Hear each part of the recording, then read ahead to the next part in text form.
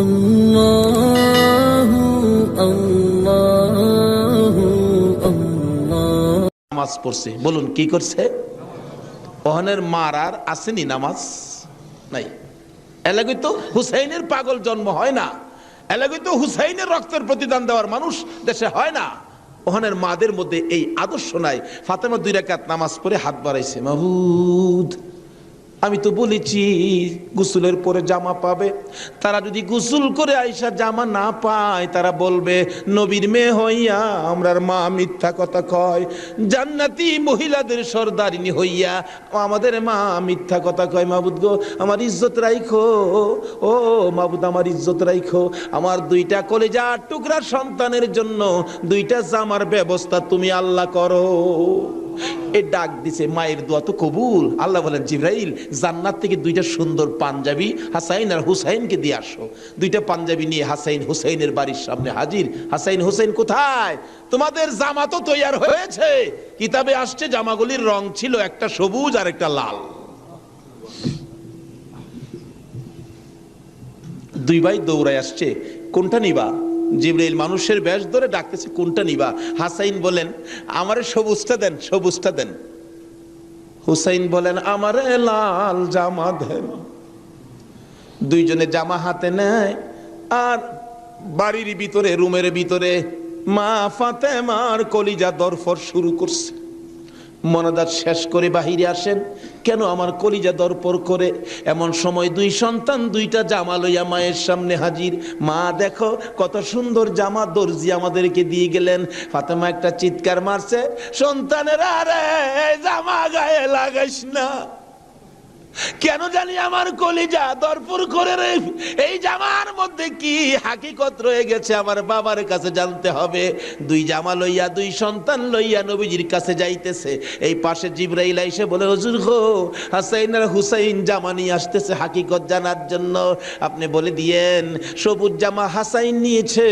হাসাইন তো আপনার উম্মতের নাজাতের জন্য কুরবানি 2 ভাইয়ের বেলায় কবুল করেছে আমার আল্লাহ।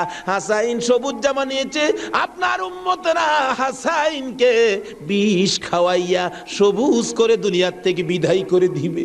আপনার আদরের নাতি হুসাইনকে লাল জামা যার হাতে দেখবেন আপনি মনে করবেন কারবালার জমিনে এ হুসাইনকে বল্লম তীরের আঘাতে লাল লাল করে দিবে।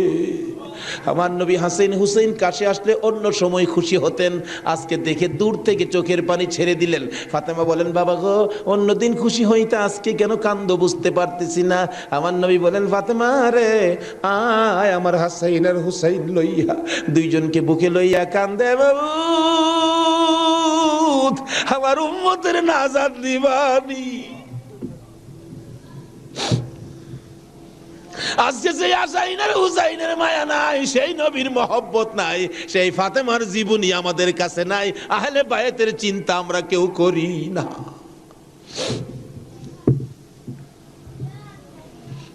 নবীজি কুল থেকে ছেড়ে দিলেন, হাসাইন আসো তোমার জামাটা খুব সুন্দর হয়েছে।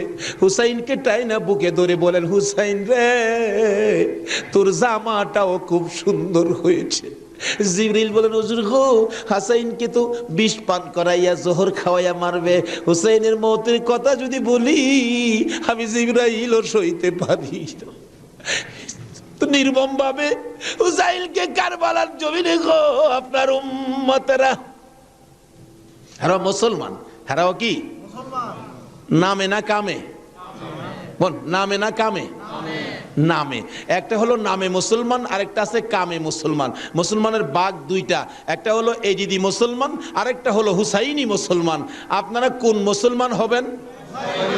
আরো জোরে কোন মুসলমান হবেন? এটা হলো কামের মুসলমান, আর এজিদি মুসলমান হলো নামের মুসলমান। আমার নবী মাবিয়ার ছেলে ছিলেন এজিদ। মাবিয়াকে রাসূল বলেছিলেন মাবিয়া তুমি কিন্তু বিয়ে করো না। তাহলে বোঝা গেল বিয়ে করলে যে এই বিপদ হবে আমার রাসূল জানতেন। জানতেন কিনা? আরো জনে কোন জানতেন কিনা? ইমাম সাহেব, আপনাদের ইমাম সাহেব আগে ওয়াজ করছেন, আমার রাসূল যে জানতেন এই ঘটনা সুন্দর করে ওয়াজ করছেন। কোন ভাইয়ের আছে এগুলি আবার যুক্তি তুলে ধরে, রাসূল যদি জানতেনই তাহলে উহুদের জমিনে রাসূল মাইর খাইলেন কেন? যে জানবেন মাইর খাবেন, কিন্তু জান না কেন গিয়ে মাইর খাইলেন, কথাটা কিন্তু যুক্তিসঙ্গত, কি বলেন ঠিক কিনা? আমি এই ভাইকে বলবো অনেক সময় জান নাও যাইতে হয়। আজকে মনে করেন আপনার বাবার মার্কেট, আপনার বাবা মার্কেট করে দিয়ে গেছে, এটা আপনার পিতৃ সম্পত্তি। অন যদি কিছু মানুষ জোর করে যদি সম্পত্তি দখল করতে চায়, আপনার বাবার সম্পত্তি জোর করে তারা নিবেগা, আচ্ছা আপনার জান থাকবে না যাবে এই চিন্তা করবেন আপনি? এই সম্পত্তি উদ্ধার করতে যাবেন না? উদ্ধার করতে গিয়ে অনেক সময় লোক মারাও যায়, তারপরও কি এই সম্পত্তি কি ছাইরা দেয় নাকি? এই সত্য উদ্ধার করতে গিয়ে উহুদের জমিনে আমার নবী জানতেন মার খাবে, কিন্তু সত্য উদ্ধার করতে গিয়ে জান্নাও আমার নবী উহুদের জমিনে গেছে। আর যদি জান্না না যাইতো তাহলে আজকে আমরা এই সত্যের নিশান আমাদের হাতে আসতো না। জানে না কে বলছে? জান্নাও নবী সত্য উদ্ধার করতে গিয়েছে।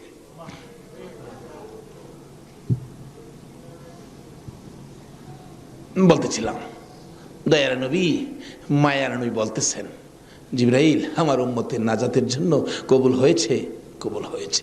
হাসাইন আর হুসাইন দুই ভাই আঞ্জায়া ধরে দুই গেলে চুমায়া চুমায়া বিদায় দিয়েছে। হুসাইনকে কোনদিনই বলতেছেন, হুসাইন হুসাইন, দুই গেলে চুমা দেয়, তুমি আমার আমি তোমার। তোমাকে যে কষ্ট দেয় সেজন্য আমাকে কষ্ট দেয়, আর তোমাকে যে ভালোবাসা দেয় সেজন্য আমি রাসূলকে ভালোবাসা দেয়। আজকে হুসাইনের ভালোবাসা এখানে বসা, হুসাইনের অনেক পরে আওলাদে রাসূলকে ভালোবাসা। ইতিহাস খুলে দেখুন, যেই ভালোবাসায় হযরতে জুনায়েদ বাগদাদী রাহমাতুল্লাহ আলাইহি আল্লাহর ওলি হয়েছে। জুনায়েদের জীবনী খুললে পাওয়া যায়, জুনায়েদ ইরাকের বাদশার পালিত পালোয়ান ছিলেন। এত বড় পালোয়ান ছিলেন, বাবারে বাবা। ইরাকের বাদশা একদিন বলেন, জুনায়েদ এত খানা তোমাকে খাওয়াই, এত টাকা বেতন তোমাকে দেই, তুমি কত বড় পালোয়ান হইলা, তোমার শক্তি তো আমি দেখলাম না, আমাদের তো দেখা দরকার ছিল। জুনায়েদ বলেন, ঘোষণা দেন না, ইরাকের জমিনে এমন কোনো মারপোলা নাই আমাকে কুস্তির মধ্যে পরাজয় করবে, আমি বিজয়ী হব। যদি কেউ পরাজয় করতে পারে বলে দেন 10,000 টাকা পুরস্কার। একটা ঘোষণা সাধারণভাবে আমাদের দেশের হিসাবে দিলাম বুঝার জন্য। বাদশাহ পোস্টারিং করে দিলেন, আমার জুনায়েদকে কুস্তি লড়ে হারাইতে পারলে 10,000 টাকা পুরস্কার দেওয়া হবে। আর ওদিক দিয়ে এই পোস্টার দেখলেন নবীজির আওলাদ, নবীজির বংশের একটা লোক 3 দিন পর্যন্ত বাচ্চাদের মুখে খানা দিতে পারে না, গরিবী অবস্থা, হারতেছে, রোজগারের তালাশে ঘুরতেছে, কোনো রোজগারের বাও হলো না, বাচ্চারা না খাইয়া 3 দিন পার হয়ে গেল। ডাকতেছেন, হাইরে পোস্টার দেখা যায় কুস্তি লইরা জিততে পারলে 10,000 পুরস্কার, আর সন্তানকে যখন খানা দিতে পারি না, আর জীবন রাইখা লাভ কি? কুস্তি লইরা জুনায়েদের সাথে জীবনটা দিয়ে ইলাই, এই মুখ আর সন্তানরে দেখাবো না। যাই বলতেছে, এখানে অফিসে কে আছে? আমি তো জুনায়েদের সাথে কুস্তি লড়বো, হাতির সাথে মশা। কই জুনাইদ? আর কই? মানুষে কই, মিয়া কুস্তি লড়তে আইছো না মরতে আইছো? জুনাইদরে দেখছো? কয় না দেখি নাই, দেখে আসো। বাবারে বাবা, কি বেটা, এই নাকি জুনাইদ? আপনি জুনাইদ? কহ, আমি তো আপনার সাথে কুস্তি লড়তে আইছি। জুনাইদকে লড়তে আইছো না মরতে আইছো? আচ্ছা যেটা মরা পরে দেখা যাইব, নাম লেখেন। নাম লেখছে, রবিবার দিন আপনাদের কর্ণফুলী মার্কেটের মাহফিল। আজকে এই দিনই ধরলাম, রবিবার দিন মাঠের মধ্যে হাজার হাজার মানুষ জুনাইদের মতো পালোয়ানকে কুস্তি লড়ে হারাবে, কুস্তি লড়বে। হ্যাঁ জানি কেমন পালোয়ান। মাঠের মধ্যে নামছে, 3 দিন পর্যন্ত খানা নাই, বাচ্চাদের চিন্তা, হাঁটতে পারে না, হাঁটলে পইরা যা। মাঠে গিয়ে নামছে, জুনাইদ তো নামছে হাতির মতো এক পুরুষ। লেফারি মাঝখানে দাঁড়ায়, কয়ে কি আইলু রে, কার সাথে কি? দর্শকেরা কয়ে আমরা কি দেখবো, সময়টাই নষ্ট করলাম, এর সাথে কি খেলবো। এবার দেখা গেল খেলা শুরু হওয়ার আগে লেফারি জিগায়, এদিকে আসেন, আপনি কি লড়তে আইছেন না মরতে আইছেন? কয়ে আপনি মাতবুরি কম করেন, আপনি লেফারির দায়িত্ব পালন করেন। লড়লে আমি লড়বো, মরলে তো আমি লড়বো, আপনার বাবার কি লো? লেফারি কয়, মাপ চাই বাবা, আপনি লড়েন, খুব ভালো করে লড়েন। লড়ার আগে ডাকছে, জুনাইদ এদিকে আয়, 2টা কথা বলবো, বলো। আমাকে চিনো? জুনাইদ বলেন, না তো, তোমাকে তো চিনি না। কয়, আমি আওলাদে রাসূল। জুনাইদ, যেই নবী না হইলে রে জগতের কিছু হইতো না। আমি সেই নবীর বংশের লোক, আমি সেই আওলাদে রাসূল। জুনাইদ রে 3টা দিন পার হয়ে যায়, সন্তানের মুখে খানা দিতে পারি না, অসহ্য হইয়া জীবন দিতে আসছি রে জুনাইদ। তুই পারবি নি আজকে আওলাদে রাসূলের মুখে হাসি ফুটাইতে, আজকের এই ময়দানে রাসূলের বংশের কাছে পরাজয় বরণ করতে? জুনাইদ বলেন, ওই লোকটাই আমার সাথে কথা বলে সামনে দাঁড়াইয়া, আমি শুনি পিছন দিয়ে আমার নবী মদিনার থেকে ডাকে, জুনাইদ রে, পারবি নি রে আমি আওলাদে রাসূলের মুখে হাসি ফুটাইতে? এবার জুনাইদ দুইটা চোখের পানি জর্জর করে ছেড়ে দিলেন। লেফারি সাহেব, বাঁশি বাজাও খো, জীবনের খেলা হবে। বাঁশি বাজাইলেন, খেলা শুরু হলো। আওলাদে রাসূল জুনাইদের গায়ে আঙ্গুলটা লাগাইলে জুনাইদ চিত হয়ে জমিনে পড়ে গেছে। লোকেরা বলেন মানি না, আবার লাগাও, আবার লাগাইলে আঙ্গুল লাগাইলে জমিনে পড়ে গেছে। লোকেরা বলেন মানি না, আবার লাগাও, বুঝে আসে না। আমার নবী বলেন, জুনাইদ রে, এই খেলা কিন্তু ফাইনাল খেলা। আমার নবীর ডাকে জুনাইদ কানটা পেতে শুনে জবাব দেন, ইয়া রাসূলুল্লাহ, জীবন দিবই, আপনার ভালোবাসা ছাড়বো না।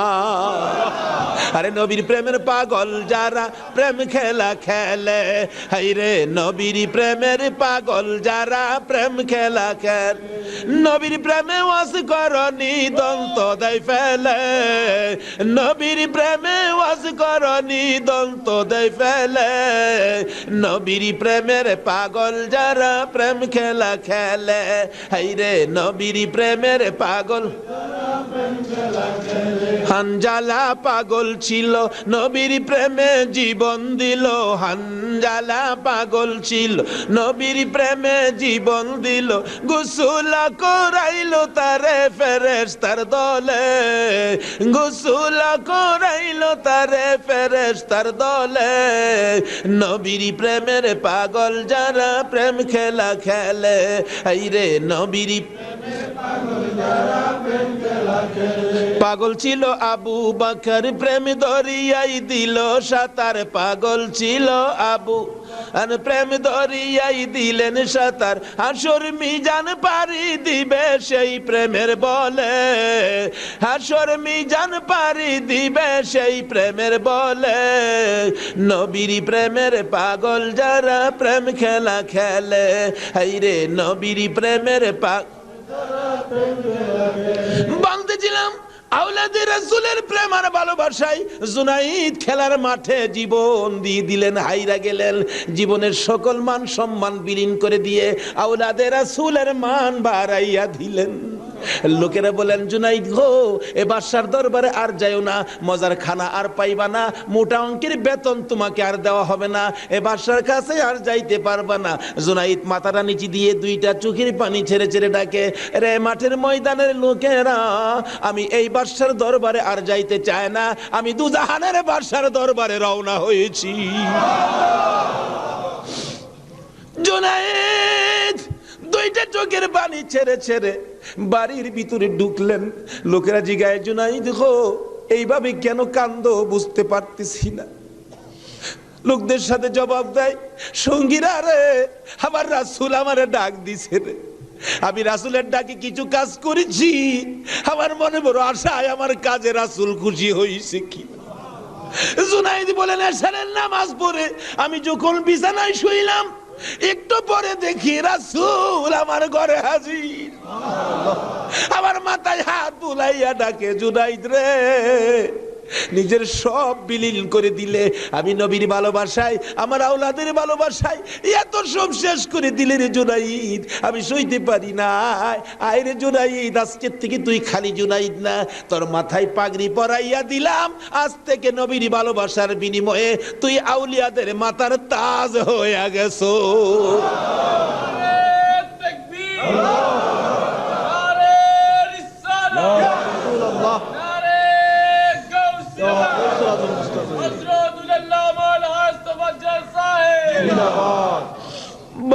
বলতেছিলাম আওলাদে রাসূলের ভালোবাসায় যদি পালোয়ান আল্লাহর ওলি হয়ে যায়, আর যেই নবীকে বলেছেন, যেই নবী ঘোষণা দিয়েছেন, হুসাইন তুমি আমার, আমি তোমার, তোমাকে যে কষ্ট দেই সে যেন আমাকে কষ্ট দেয়, তোমাকে যে ভালোবাসবে সে যেন আমাকে ভালোবাসলো।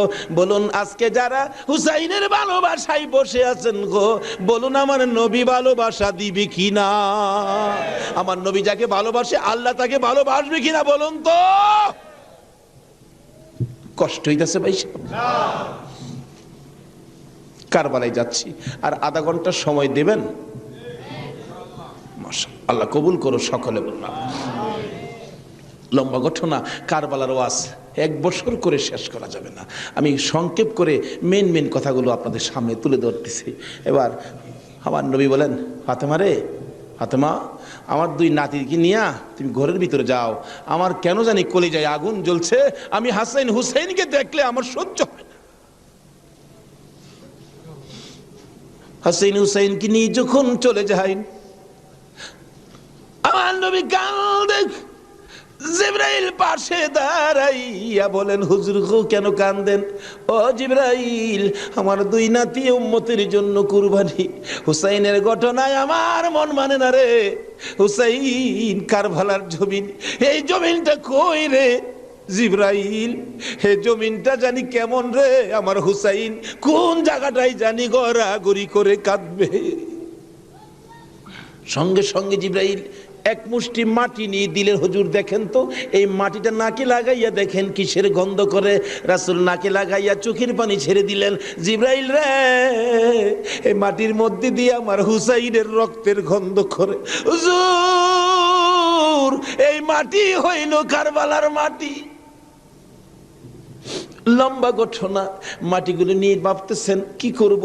জিবরাইল বলেন, হুজুর কারবালা পর্যন্ত যার হায়াত থাকবে তার কাছে মাটিগুলো রেখে দেন, একটা কাচের বয়ামের মধ্যে যেন রেখে দেয়। যেদিন দেখবে মাটি লাল হয়ে গেছে গো, এদিন মনে করব হুসাইন কারবালায় শহীদ হয়ে গেছে। কারবালা পর্যন্ত যার হায়াত থাকবে তার কাছে দেন। আমার নবী কার হায়াত থাকবে জানে কিনা কন? আমার নবী উম্মে সালমাকে লক্ষ্য করে ডাক দিলেন, উম্মে সালমা রে আয় আমার পাশে আয়। উম্মে সালমা কাছে আসলে নবীজি 2টা চোখের পানি ছেড়ে দিলেন। হুজুর ডাইকা আনলেন, কথা বলবেন, কান্দেন কেন? উম্মে সালমা রে কান্দি রে, কলিজা মানে না, এই মাটিগুলো তোর হাতে দিলাম, রেখে দিও। যেদিন দেখবে এ বোতলের মাটি লাল হয়েছে, এদিন তুমি বুঝে নিবা আমার হুসাইন উম্মতের নাজাতের জন্য কারবালায় শহীদ হয়েছে। উম্মে সালমা বলেন, আমি এই মাটি তখন বোতলের মধ্যে রেখে দিলাম। ওদিকে দিয়ে দয়ার নবী মায়ার নবী দুনিয়ার থেকে বিদায়, 4 খলিফা বিদায়, ফাতেমা বিদায়। এইভাবে আস্তে আস্তে আমিরে মাবিয়ার হাতে মদিনার শাসক ক্ষমতা। আমিরে মাবিয়া রাষ্ট্রের প্রধান, বুড়া হয়ে গেছে তো এজিদ। রাসূল বলছিলেন, মাবিয়ারে তুই বিয়ে করিস না, কিন্তু মাবিয়ার এমন এক রোগ হইল, লোকেরা পরামর্শ দিল কবিরাজরা বিয়ে করলে ভালো হয়ে যাবে, কিন্তু রাসূল নিষেধ দিছিলেন বিয়ে করিস না। কিন্তু রাসূল তো জানতেন, কি বলেন জানতেন কিনা, বিয়ে করিস না, কিন্তু বিয়ে করলেন। জন্ম হলো এজিদ। একটু বুড়া হয়েছে বাবা, এজিদ চক্রান্ত করতেছেন, বাবার ক্ষমতাটা আমার নেওয়া দরকার। কিন্তু এজিদ নবীর কথা মতো, নবীর প্রেম, নবীর ভালোবাসা এজিদের কাছে কখনো ছিল না। লোকেরা বলেন না, এইরকম একটা লোকের কথা আমরা মানতে পারি না, হাসাইনই তো আছে, আমরা হাসাইনকে মানবো। নবীজি ভবিষ্যৎবাণী করে দিয়ে গেছিলেন, আমি দুনিয়ার থেকে বিদায়ের 30 বছর পর হাসাইন ক্ষমতায় আসবে, হাসাইনকে মানুষ ভালোবাসবে, কিন্তু এজিদ হাসাইনকে থাকতে দিবে না। যাই হোক, লম্বা ঘটনা। এজিদ কয় হাসাইনকে কিভাবে শেষ করা যায়, 2জনই পথের কাটা, একজন হাসাইন একজন হুসাইন, 2জনকে শেষ করতে পারলেই তো আমার সুবিধাজনক পরিবেশ হয়ে যাবে। কি করব, কি করা যায়? এক কুটনি বুড়িকে এনে বললেন, তুমি কি পারবা হাসাইনকে শেষ করে দিতা? কুটনি বুড়ি কয়, এটা ব্যাপারই না। এমন কিসিমের মহিলা আছে না দেশ, খালি বেজাল লাগাই সংসারে। হাসাইন রাদিয়াল্লাহু তাআলা আনহুর বিবি ছিলেন 4 জন, সকলের ছোট বিবির নাম ছিলেন জায়েদা। জায়েদার হাতে শরবত খাইতেন সবসময়, তার হাতে শরবত খুব সুন্দর হতো আর কি, শরবত খাইতেন। হাসাইন ডাকতেছেন, জায়েদা শরবত দাও। শরবত দিলেন জায়েদা। দেখলো কুটনি বুড়ি জায়েদারে দিয়ে এই কামড়া বানাই দিব। হাসাইন শরবত খায়া চলে গেলেন। বলেন জায়েদা, হাসাইন কি তোমার হাতে সবসময় শরবত খায়? প্রত্যেক দিন আমার খুব ভালোবাসে, আমার হাতে শরবতটা খায়, আর কেউর হাতে খায় না, আমার হাতে শরবত নাকি খুবই ভালো। হ্যাঁ, কুটনি বুড়ি কয় তোমার তো শরবত খায় কিন্তু তোমাকে ভালোবাসে না। কি বলো? আমি জানি ভালোবাসে, কই তুমি জানলে কি হবে, আমরা দূরের থেকে যা দেখি তোমারে সবচেয়ে কম ভালোবাসে। একটা কাম করো, মেয়েরা কিন্তু খুব সরল মানুষ, সহজে বুঝ মাইনা যায়। একটা কাজ করো, কি আমি বিষ দিয়া যামু, বিষ খাওয়াইয়া হাসাইনকে মাইরা দাও, এজিদ হবে এদেশের প্রেসিডেন্ট বাদশাহ, আর তুমি হবে রানী। সহজে বুঝ মানলেন, সরল মানুষ তো। বিষ দিলেন, শরবতের সাথে দিয়ে খাওয়াইলে হাসাইন পিপাসিত ক্লান্ত, জায়েদা শরবত দাও, শরবতের সাথে বিষ দিলেন, খাইলেন। খাওয়ার পরে বলতেছে জায়েদা আজকে শরবতটা যেন কেমন কেমন লাগে, কি যেন গন্ধ করতেছে। জায়েদা বলেন না তো, কিচ্ছুই না। কিন্তু দেখা গেল কিছুক্ষণ পর হাত পাওগুলি অবশ্যই আসতেছে, সমস্ত চেহারা লীল হয়ে গেছে, খালি জিহ্বাটা নড়তেছে, দুইটা চোখের পানি ছেড়ে দিছে। জায়েদা বুঝিছি, আজকে বুঝি নানার উম্মতের নাজাতের জন্য মায়ের দোয়া বুঝি আজকে কবুল হয়ে যাবে। জায়েদারে, না না তোরে কিছু বলবো না, আমার ভাই হুসাইন কই? হুসাইনকে ডেকে ডেকে আমার পাশে আনো। হুসাইন খবর পাইয়া দৌড়াই আইসা দেখে বড় ভাইয়ের সমস্ত চেহারা সবুজ হয়ে গেছে। একটা চিৎকার মারছে, মা মা গো, তোমার দোয়া বুঝি আজকে কবুল হয়ে যায়। দৌড়ে যাইয়া হাসাইনের গলায় ধরছে, ভাই রে ভাই, কে তোমার এই অবস্থা করেছে? আমি হুসাইন তার প্রতিশোধ নিব। হাসাইন টাইনা টাইনা গলায় ধরে দুই গালে চুমাইতেছে, ছোট ভাই তো, ভাইরে প্রতিশোধ নিস না, নানার উম্মতের জন্য মায়ের দোয়া কবুল হয়ে গেছে। হাসাইন একটা কথা তোরে বলে যায়, কিছুদিন পর তোর উপরও বিপদ আসবে রে, আমার মায়ের দোয়া তোর বেলায় তো কবুল হয়েছে।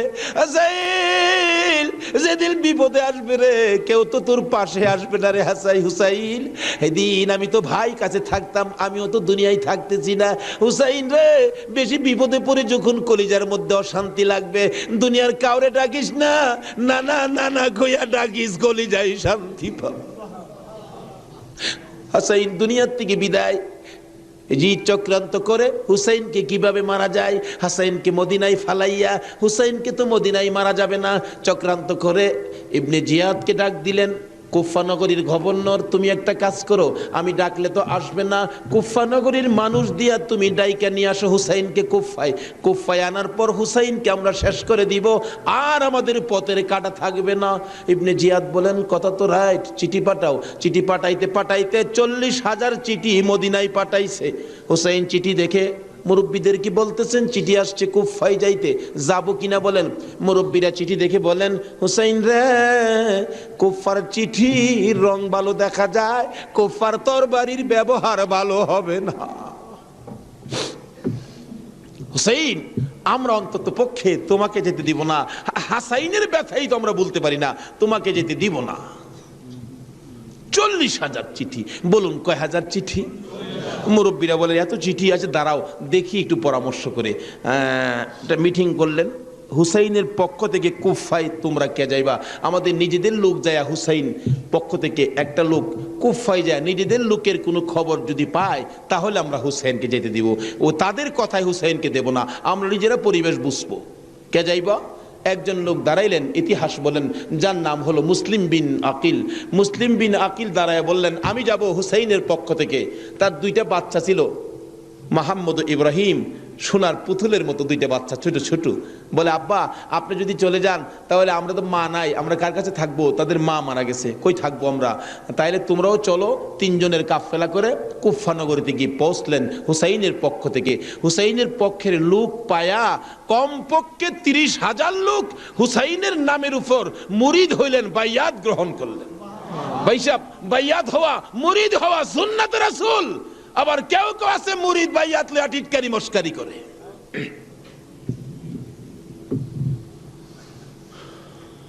বুঝে না ভাই সাহেব, পীরের কাছে মুরিদ হবেন, কত মজার খেলা যে খেলে, আল্লাহর ওলির আল্লাহর সাথে কত খেলা যে খেলে। আল্লাহ কয়, এই তানো ফতুয়া লাগাইস না, মাসলা লাগাইস না, এটা আমার খাস বান্দা, খাস জাগাত কোনো দলিল লাগে না। জোরে জোরে খান সোহান। এক আলেম গেছে মুরিদ হইতো হক্কানি এক পীর সাহেবের কাছে, এক আল্লাহর ওলির কাছে গিয়া, হুজুর মুরিদ হইতে আইছি। আলেম কইতেছে, বাবা মুরিদ যে হইতে আইছো, মুরিদ হইলে তো পীরের কথা মানুন লাগে। হুজুর পীরের কথা তো মানতে হবে, মানবো। তাহলে শোনো, আজকে তুমি এশারের নামাজটা পড়তে পারবা না। আচ্ছা, এই কথা কইলে কি আপনারা মানবেন? হগল পীরে কয় নামাজ পড়তে হইব, আপনি কোন নামাজ পড়তে পারবে না। আরে বাবা, সব সময় তো তুমি পড়বা, আজকের এশারের নামাজটা খালি তুমি বাদ দিবা। অন কেন কইছে? এটা তো শরীয়তলা আর বুঝে না, কিন্তু মারফতলা তো জানে এটার মধ্যে কিছু আছে। বলবো ভাই সাহেব, কষ্ট হইতেছে আপনাদের?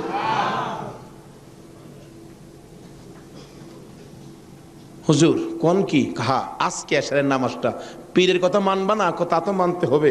আচ্ছা ঠিক আছে, বাড়িতে যার কয় নামাজ যদি বাড়িতে পড়ে লাই, আপনি কি হুজুর দেখবে? আমি তো সেই। আচ্ছা, যে বেটা পীর হয়েছে এই বেটা কি খবর রাখে না? রাখে না? এই চিটাগাঙ্গের পীর আমরা ভৈরবের খবর রাখতে পারে না?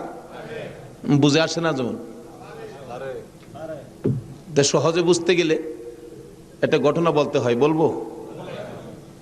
আপনারা কচ্ছপ চিনেন? আপনারা কি করেন?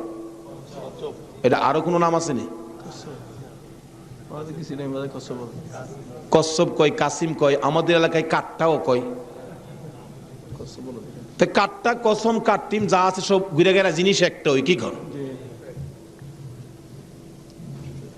এই কাঠটা নাকি, কচ্ছপ নাকি বর্ষাকালে পানির সাথে গ্রামে গঞ্জে, গ্রামের বাড়ি ঘরে যায়া পানির সাথে আশ্রয় নেই।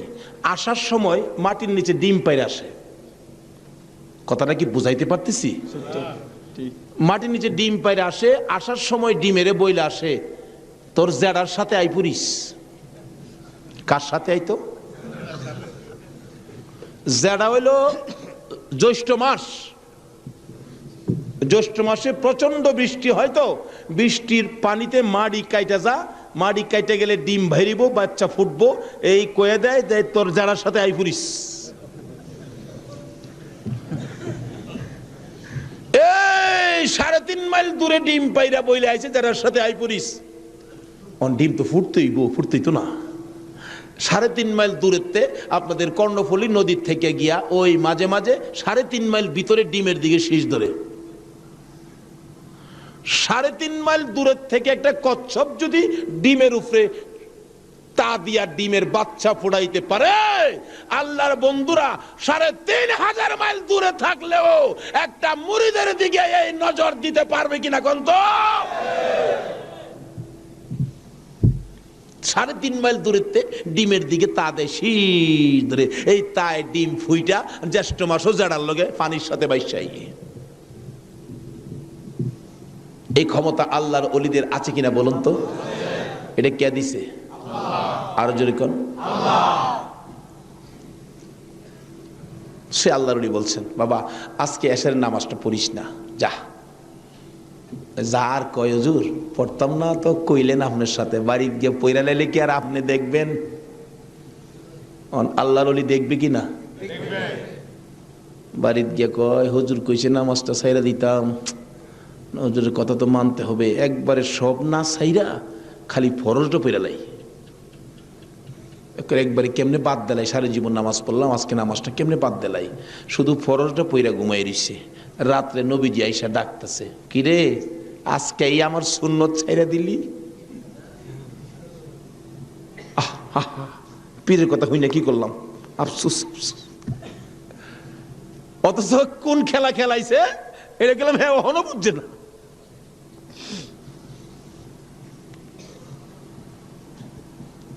সকালবেলা ফজরের নামাজ পড়া মনের দুঃখ খুলে যাইতেছে পীর সাহেবের কাছে।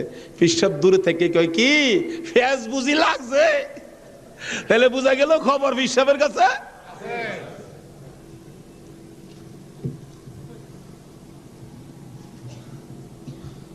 হুজুর আর কথা কইেন না, আপনি না করছেন নামাজ পড়তাম। কত তুই বেটা নামাজ পড়ছস কে? আরে কই কি আমি নামাজ পড়ছি না পড়ছি আপনি জানেন কেমনে? বেটা খালি সুন্নতটা বাদ দিছস, তোর খেয়াল নাই ফরজটাতে পড়ছস, আমি কি জানি না মনে করছস? হুজুর মাইরে লাইছে। হুজুর কি ফেস হয়েছে জানেন কি? আমি খালি আপনি তো কইছেন নামাজ পড়িস না, একবারে কেমনে বাদ দেয়? আমি ফরজটা পড়ে ঘুমাই রয়েছি, সুন্নতটা পড়ি নাই। এই জন্য রাত্রে আইসে হুজুর আমারে ডাকতেছে নবীজি, কি রে আজকে আমার সুন্নত বাদ দিলাইলি? হুজুর এই সর্বনষ্ট হইছে।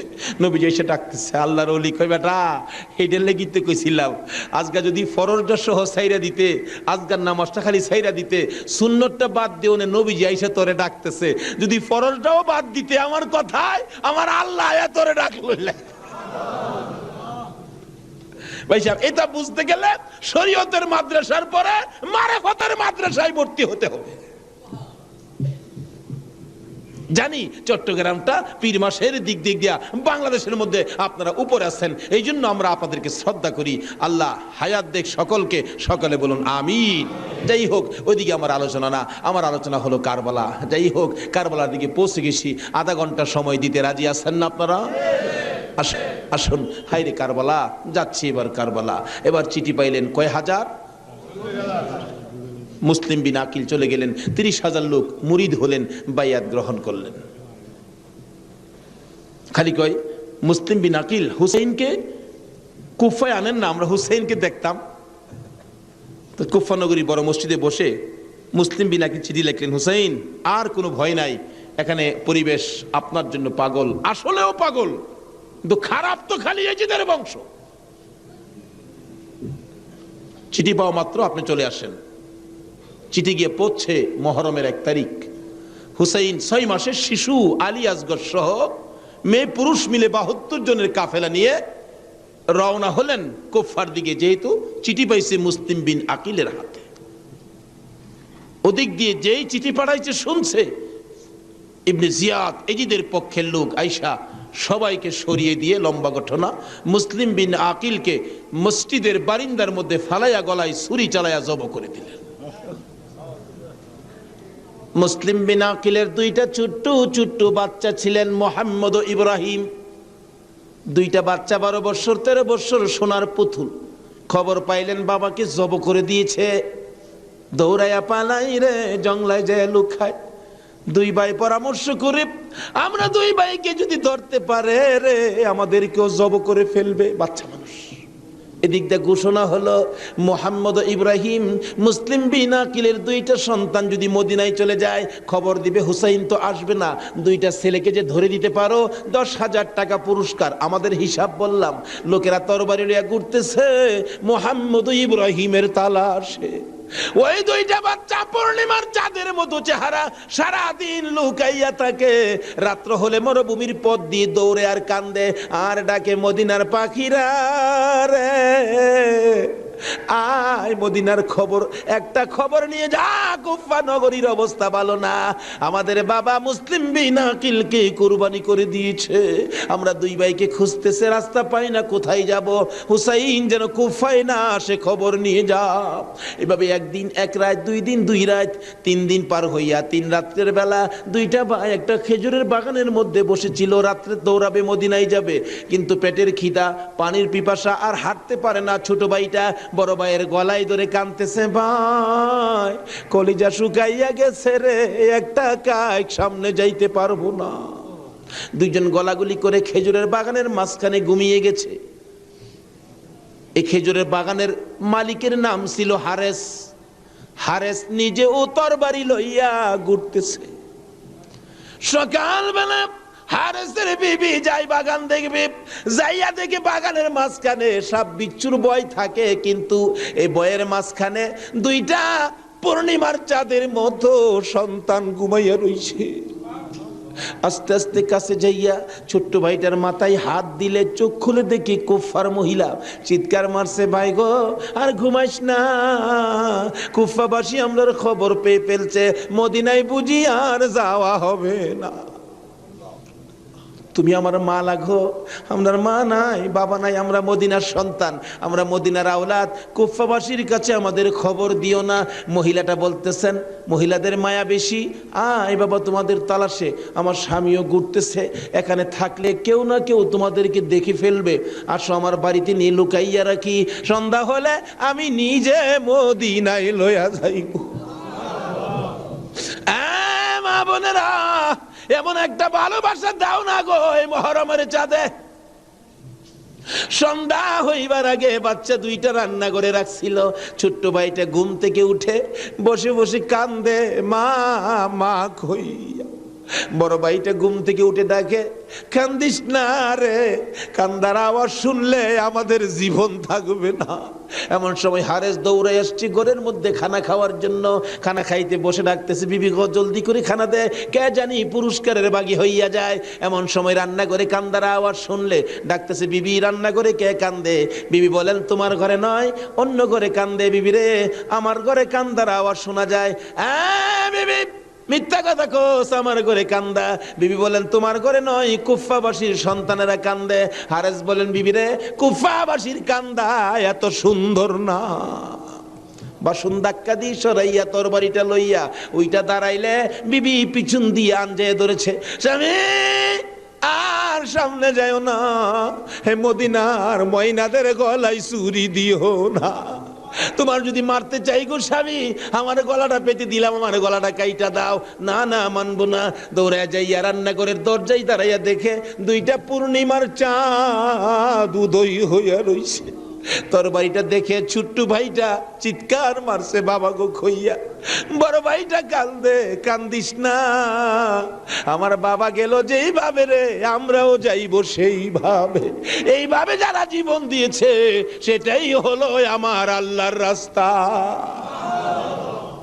দুই ভাইকে ধরে মুরগির বাচ্চার মতো শেষরাইয়া বাহির করে যাইতে যাইতে যাইতে যাইতে একটু পরে পরে ছোট্ট ভাইটা জিগায়, হারেস রে, আমরা রে মেরে ফেলবে রে, মারিস নাই, আমরার মা নাই, আমরার বাবা নাই। আকাশের দিকে তাকাইয়া ডাকে, আরে আকাশের পাখিরা রে, আয় একটা খবর নিয়া হুসাইনের কাছে পৌঁছে দে, হুসাইন যেন কুফায় না আসে। রওনা হলেন, যাইতে যাইতে সন্ধ্যা হয়ে যায়, পুরাত নদীর কিনার দিয়ে যাচ্ছে। হারেস ভাবতেছে, দুইটা সন্তান, দুইটা ছেলে জীবিত যদি নিয়ে যায়, আমার চেয়ে শক্তিশালী কেউ আয়সা যদি আমার কাছ থেকে নিয়ে যায়, পুরস্কার আমি পাবো না, বরঞ্চ জব করে দুইটা মাথা খালি নিলেই তো হয়। দুইটা ভাইকে জব করার জন্য প্রস্তুতি নিলে ছুরির দিকে তাকাইয়া তাকাইয়া বাচ্চারা কান্দে। ছোট্ট ভাইটাকে জমিনে শুয়াইছে, গলাটা কাটবে, লাফ মেরে উইটা গেছে। বড় ভাইটাকে শুয়াইছে, উইটা গেছে। আবার জোর করে জমিনে শুয়াইয়া ছোট্ট ভাইটাকে বুকের উপর পাড়া দিয়া ধরছে, মাথার মধ্যে চাপা দিয়ে ধরে গলাটাই ছুরি চালাবে, ছুরির নিচে থাইকা কানতেছে, হুসাইন আইসো না গো, কারবালায় আইসো না, এই কুফা নগরীতে আইসো না, কুফার মানুষের তরবারির ব্যবস্থা ভালো না। গলা কেটে দিলেন বড় ভাইটারে, গলা কেটে দুইটা ভাইকে দুই দিকে ধাক্কাইয়া পুরাত নদীতে ফেলে দিলেন, মাথা ছাড়া বডিখানি ফেলে দিয়ে মাথা রুমালের প্যাকেট করে রওনা হলে শুনে পিছন দিয়ে আবার ডাকতেছে, হারেস রে, আমরা দুই ভাইয়ের মারিস না। হারেস বলেন, মাথা কেটে নিয়ে আসলাম। আবার ডাকে কে? পিছনে যাইয়া দেখে দুই দিকে দুইটা বডি লাশ ছিল। দুইটা ভাই আবার একসাথে হইয়া এক ভাই আর এক ভাইয়ের আনজাইয়া ধরে রাখছে। আমার আল্লাহ বলেছে, আমার রাস্তায় যারা জীবন দেয় রে, তারা মরে না, তারা মরে না রে, তারা জীবিত। এই দুই ভাই প্রমাণ করে দিলেন তারা জীবিত। ওদিকে যায় না, ওদিক দিয়ে যাইতেছে এজিদের দরবারে পুরস্কার আনবে, এদিক দিয়া ইমাম হুসাইন 72 জনের কাফেলা লইয়া গো আস্তে আস্তে কারবালার জমিনে এসে পৌঁছে সন্ধ্যা হয়ে যায়। রাস্তা চিনে না। হুসাইন বলেন, তাবু গাড়ো, সকালবেলা কুফার দিকে রওনা হব। তাবু গাড়তে গেলে জমিনে কূপ দেয়, মাটির থেকে রক্ত বাহির হয়, গাছের ডালে আঘাত করে গাছের ডাল থেকে রক্ত বাহির হয়। সঙ্গীরা বলেন, হুসাইন ব্যাপারটা বুঝতে পারতেছি না। হুসাইন বলেন, রাখো রাখো, এখানে কি কাউরে পাই কিনা জিজ্ঞেস করলেন, এই জায়গাটার নাম কি? একজন লোক বলেন, আপনারা কোত্থেকে আসছেন? আমরা মদিনার থেকে আসছি। এই জায়গাটার নাম কি? জায়গাটার নাম কারবুলা। হুসাইন একটা চিৎকার মারছে, সঙ্গীরা রে তাবু গারো। আমার নানা বলেছে রে, নানার উম্মতের জন্য আমি হুসাইন কারবালাই নাকি শহীদ হব। মুহররমের 7 তারিখ তাবু গাড়লেন। সন্ধ্যা হইলে তাবু গাড়লে রাত্র শেষ হওয়ার আগে 4000 এডিদি শুনল নিরস্ত্র মুসলমানের চারপাশে ঘেরাও করেছে। আজকে সেই নিরস্ত্র মুসলমানের উপর ইরাকের জমিনে বলুন তো আক্রমণ হচ্ছে কিনা?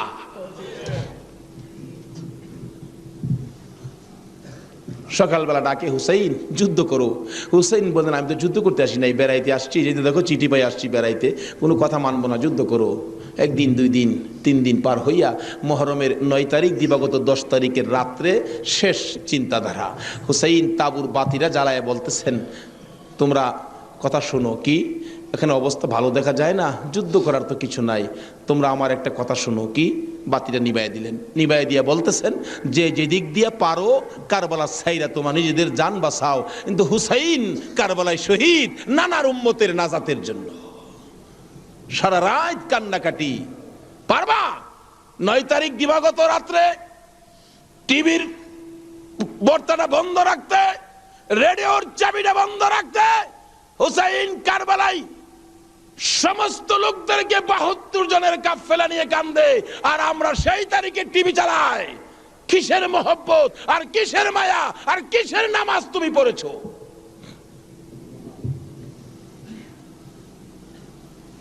যদি কথা দিতে পারো 9 তারিখ দিন গিয়া রাত্রে টিভি আর চালাবো না, আর গান বাজনা করবো না, হুসাইন তোমার জন্য ওই ফুলসিরাতের কিনারে দাঁড়ায় থাকবে।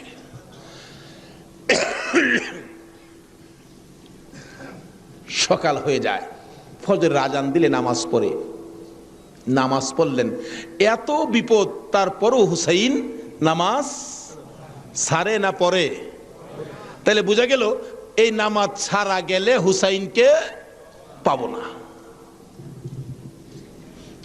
নামাজ পড়ে কোরআন শরীফ পড়তে বসছেন, এমন সময় শাহরবানু এই 6 মাসের বাচ্চাটা নিয়ে ডাকতেছেন, স্বামী স্বামী গো, 3 দিন পর্যন্ত খানা পিনা কিচ্ছু নাই তাবুতে, এই মরুভূমির গরমের তাপে বাচ্চাটার কলিজা পর্যন্ত শুকায় গেছে, দেখো জিহ্বাটা নাড়াইতে পারতেছে না, 6 মাস কথা বলতে পারে না, তো একটু পানি যদি খাওয়াইতে পারো মনে হয় বাচ্চাটা বেঁচে যাবে, না হয়তো বাচ্চাটা মরে যাবে। হুসাইন কো দাও দাও দাও, কোলে নিয়ে কাঁদতেছে আর ডাকতেছে, এই যদি সৈন্যরা রে, এরকম বাচ্চা তো তোদেরও আছে, দুষ করলে আমরা করছি, এই তো কোনো দুষ করে নাই, একটু পানি বাচ্চাটারে দে, আমার নানা না হইলে কিচ্ছুই হইতো না, এই পানি হইতো না, আজকে আমার নানার আওলাদ মারা যাবে পানির জন্য, একটু পানি দে, অনুরোধ তোদের কাছে, একটু পানি বাচ্চাটারে দে, আমাদেরকে দরকার নাই, বাচ্চাটারে দে। এইভাবে ডাকতেছে আর যাইতেছে। দূর থেকে একটা এরিদি সৈন্য হুসাইনের দিকে লক্ষ্য করে তীর মারলেন। তীর আইসা হুসাইনের গায়ে তো লাগলো না, হুসাইনের কোলে 6 মাসের শিশুর কলিজাটার মাঝখান দিয়ে তীর ঢুকে গেছে। আলী আসগর বাবার মুখের দিকে তাকাইয়া জিহ্বাটা বাহির করে দিছে, 2টা চোখ উল্টাইয়া চোখের পানি ছেড়ে ছেড়ে বুঝাইতেছে, বাবা গো, মায়ের কাছে বলে দিও আর জীবনে পানি চাইতাম না। হুসাইন বলেন, টান দিয়ে তীরটা যখন খুলে ফেললাম, তীরের আগার মধ্যে আমার বাবার কলিজা সিরা আইসা পড়ছে। মৃত শিশু কুলে লইয়া তাবুর পাশে যাইয়া লম্বা ঘটনা ডাকতেছে, ও শাহরবানু কোথায়? কেন?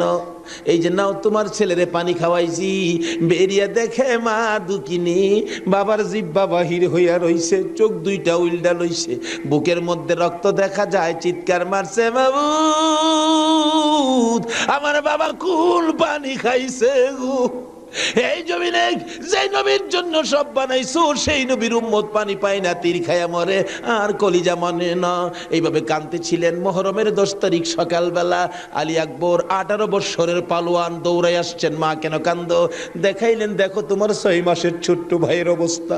আলী আকবর দেখে আর সহ্য করতে পারে না, রক্ত হাতে নিয়ে বলতেছেন, মাবুদ গো, এ রক্ত ছুঁয়ে কসম খাইলাম এটি সৈন্যরে ছাড়বো না।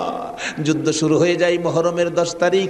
আলী আকবর যুদ্ধ করতে করতে পিপাসিত ক্লান্ত হইয়া তাঁবুতে ফিরে এসে ডাকতেছেন, মা মা এক গ্লাস পানি যদি খাওয়াইতে পারো, কথা দিলাম সমস্ত কারবালার সৈন্য, এই দিদি সৈন্য ওদেরকে আমি খতম করে ফেলবো। মা চোখের পানি ছেড়ে ছেড়ে বলেন, আলী আকবর রে, পানি যদি থাকতো তোর ভাই কি তীর খায়া মরতো? নাই রে বাবা, পানি নাই, পানি নাই। মায়ের পায়ে সালাম করলেন আর চোখের পানি ছেড়ে দিলেন। মা মা গো, বিদায় দাও গো, দেখা হবে হাসরের ময়দানে। যাইতে যাইতে যাইতে যাইতে একটু যাই আবার ফিরে ফিরে চাই, মা বিদায় দাও, দেখা হবে হাসরের ময়দানে। মা দুইটা হাত বাড়ায় ডাকে, আর ফিরে ফিরে চাইস না রে বাবা, আর ফিরে চাইস না, সহ্য হয় না। যুদ্ধ করতে করতে আলী আকবর শহীদ। এইভাবে পুরুষ যারা ছিল সব শহীদ, শুধুমাত্র বাকি জয়নাল আবদিন বিমারি আর ইমাম হুসাইন। হুসাইন তরবারিটা নিয়ে পোশাক পরে তৈয়ার হলেন। জয়নাল আবদিন দাঁড়াইতে পারে না, পড়ে যায়। তারপরেও ডাকে, হুসাইন গো তুমি যাইও না, আমি জয়নাল যাব। বিমারি উঠতে পারে না, তবু হুসাইনের পক্ষে যাইতে চায়। আর আমরা শক্তিশালী হইয়াও হুসাইনের পক্ষে যাইতে চায় না।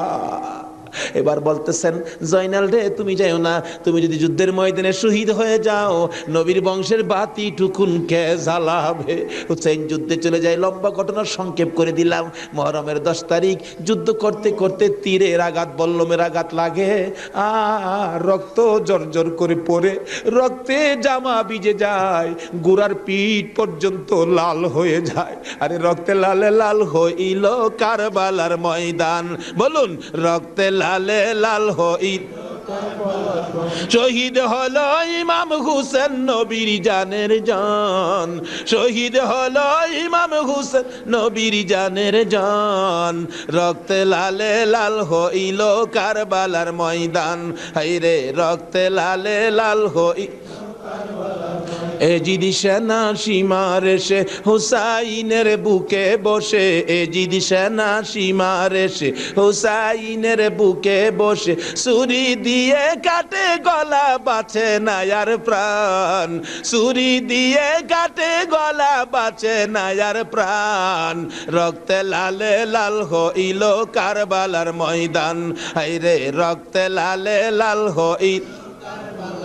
দুধের শিশু আলিয়াস গরে পানি চাইলো মায়ের দ্বারে, দুধের শিশু আলিয়াস গরে পানি চাইলো মায়ের দ্বারে, পানি পানি বলে সে যে দিয়ে গেল প্রাণ, পানি পানি বলে সে যে দিয়ে গেল প্রাণ। রক্তে লালে লাল হইল কারবালার ময়দান, হায়রে রক্তে লালে লাল হইল। শহীদ হলো ইমাম হুসেন নবীর জানের জান, শহীদ হলো ইমাম হুসেন নবীর জানের জান। রক্তে লালে লাল হইল কারবালার ময়দান, হায়রে রক্তে লালে লাল হইল। বলতেছিলাম, হুসেন সমস্ত শরীর থেকে রক্ত ঝরে ঝরে দুর্বল হয়ে যায়, পানির পিপাসিত ক্লান্ত হইয়া গোড়ার থেকে নেমে যায়। পুরাত নদীর পুনার কিনারে যাইয়া একটু পানি হাতে নেয় খাওয়ার জন্য, হাতে নেয় পানি, হয়ে যায় রক্ত। হুসাইন কান্দে, মাবুদ গো, আমার নানা না হইলে কিছু হইতো না, আমার নানা না হইলে জগতের কিছু হতো না, পানিও হতো না। আজকে নানার বংশ, নানার আওলাদ পানি পায় না, আমি হুসাইন পানি খাবো না। এবার দৌড়া যাইয়া আবার চাইলেন গোড়ার উপরে উঠবো, যুদ্ধ করবে। হুসাইন গোড়ার উপরে উঠতে চায়, শরীর দুর্বল, গোড়ার উপরে উঠতে পারে না, বারবার চেষ্টা করে উঠতে পারে না। অবশেষে গুড়ার উপরে পিঠটার মধ্যে হাতটা দিয়ে মাথাটা ফালাইয়া কাঁদতেছে, বাবু আমার নানার উম্মতের জন্য মায়ের দোয়া বুঝি কবুল হয়ে গেছে। বহু চেষ্টা করলেন, গোড়ার পিঠের উপরে আর উঠতে পারে না। দৌড়া এসে সীমার ধাক্কা দিয়ে জমিনে ফালাইয়া বুকের উপর চড়ে বসছে। হুসাইন বলেন, সীমার রে, আমার নানা বলেছে রে কারবালায় শহীদ হব, আমার নানার উম্মতের মুক্তি পাবো।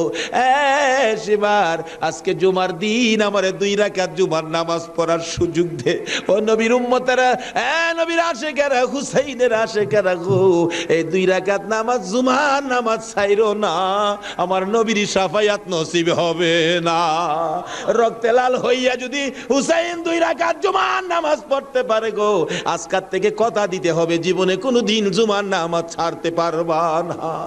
জুমার নামাজ আদায় করতে সময়টুকুন দিলে নামাজ শুরু করে দিলেন, রুকু সিজদার কাজ শেষ করে তাশাহুদে বসে সালাম ফিরানোর আগ পর্যন্ত কাছাকাছি বসে বসে এই যদি সৈন্যরা নামাজের ভিতরে প্রত্যক্ষদর্শীরা বলেন এক একটা করে তীর মারে হুসাইনের গায়ে।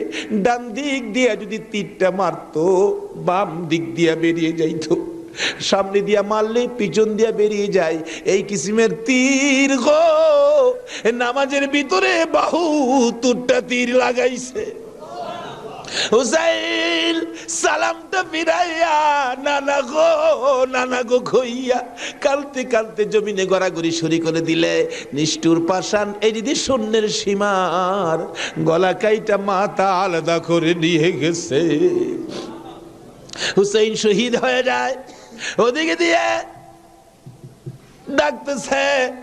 মুহররমের 10 তারিখ সন্ধ্যা যখন হয়ে গেল, উম্মে সালমা বলেন আমি মাগরিবের পর থেকে শুনতেছি নবীর রওজার চারপাশে কে যেন হাউ মাউ করে কাঁদতেছে। মনে বড় অশান্তি, কিসের কান্দার আওয়াজ? দৌড়ায় যাইলাম, যাইয়া দেখি কোনো মানুষ দেখি না, কে যেন কান্দে। এসারের নামাজ পড়ে আমি উম্মে সালমা ঘুমের ঘরে ঘুমিয়ে গেলাম। এমন সময় দেখি আল্লাহর বন্ধু কাঁদতে কাঁদতে কোত্থেকে যেন আসতেছে। কাছাকাছি আসার পরে দেখি আবার রাসূলের গায়ে রক্ত মাখা মাটি দেখা যায়। উম্মে সালমা বলেন হুজুর কেন কান্দেন রক্ত মাখা মাটি শরীরে লইয়া?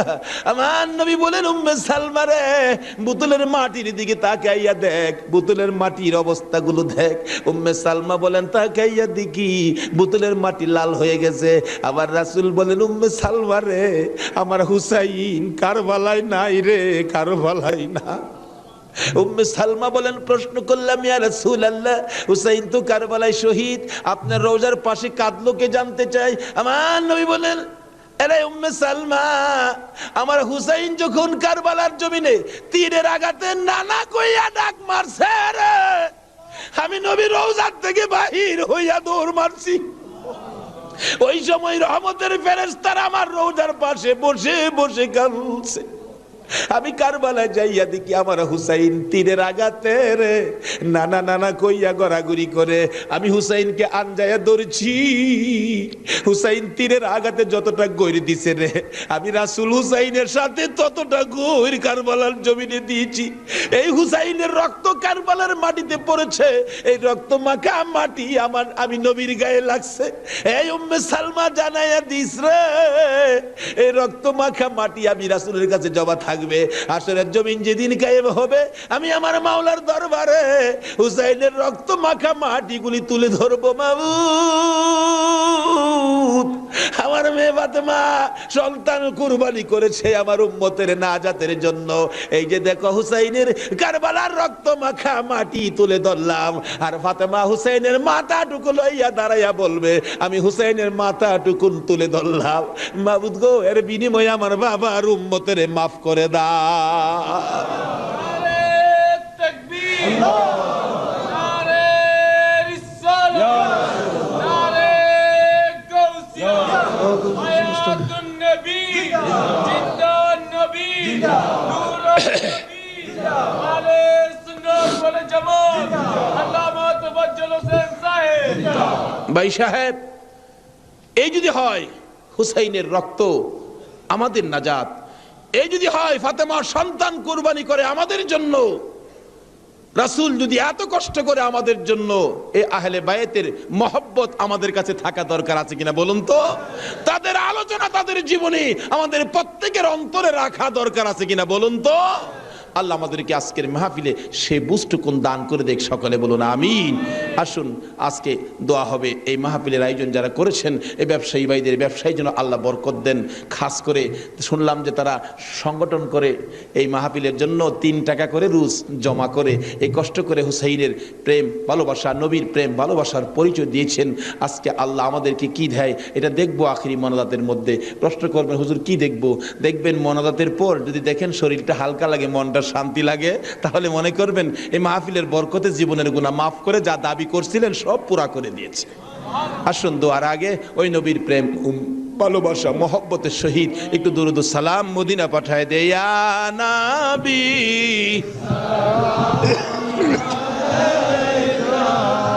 ইয়া রাসূল সালাম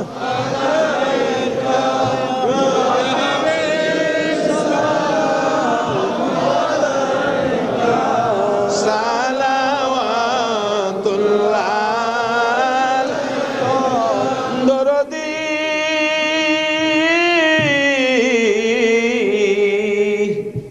ওগো উম্মতের দরদি মায়ার নবী দয়ার নবী গো